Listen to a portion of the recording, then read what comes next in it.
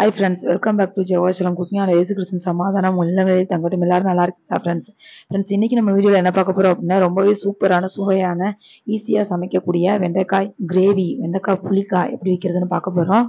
ரொம்ப ஈஸியாக இருக்கும் ஃப்ரெண்ட்ஸ், ரொம்ப சுவையாக இருக்கும். ஸோ வீடியோவை ஸ்கிப் பண்ணாமல் பார்த்துட்டு இதே சுவையில் நீங்களும் உங்கள் வீட்டில் செஞ்சு அசத்துங்க ஃப்ரெண்ட்ஸ். வாங்க ஃப்ரெண்ட்ஸ், வீடியோக்குள்ளே போகலாம். வீடியோக்குள்ளே போகிறதுக்கு முன்னாடி அந்த ரெட் கலர் சப்ஸ்கிரைப் பட்டனை கிளிக் பண்ணிக்கோங்க.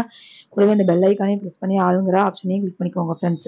இந்த வெண்டைக்காய் கிரேவி வைக்கிறதுக்கு கடாயை அடுப்பில் வச்சு தேவையான அளவு எண்ணெய் விட்டு எண்ணெய் நல்லா காய்ச்சதும் கடுகு கருவேப்பிலை போட்டு கட் பண்ணி வச்சிருக்கக்கூடிய 200 கிராம் சின்ன வெங்காயம், கீரி வச்சிருக்கக்கூடிய 4 இன்ச்சு பச்சை மிளகா, கட் பண்ணி வச்சிருக்கக்கூடிய 1/4 கிலோ வெண்டைக்காய் மூணையும் ஒன்னா போட்டு நல்லா வதக்கிக்கோங்க ஃப்ரெண்ட்ஸ். இது லேசா வதங்கினதுக்கு அப்புறமா பொடியா கட் பண்ணி வச்சிருக்கக்கூடிய 3 சிறிய தக்காளிய இது கூட சேர்த்து அதையும் நல்லா வதக்கிக்கோங்க ஃப்ரெண்ட்ஸ்.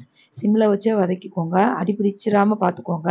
இப்போ 2 ஸ்பூன் குழம்பு மிளகாய் தூள் போட்டுக்கோங்க, தேவையான அளவு உப்பு போட்டுக்கோங்க, சிறிதளவு மஞ்சள் தூள் போட்டு இதையும் நல்லா மிக்ஸ் பண்ணி விட்டுக்கோங்க.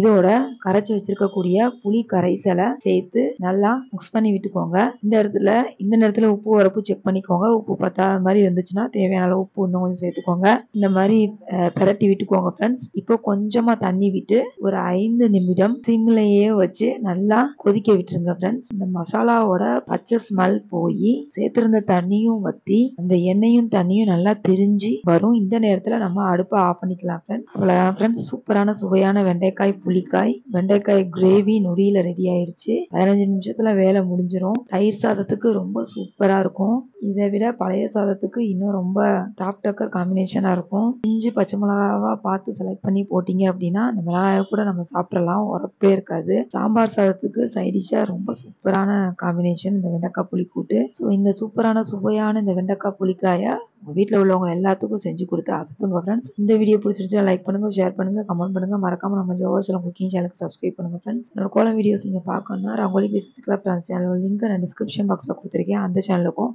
உங்களோட பேராதரவு தாங்க ஃப்ரெண்ட்ஸ். மீண்டும் ஒரு அருமையான வீடியோவில் உங்களை சந்திக்கிறேன். அது வரைக்கும் பாய்.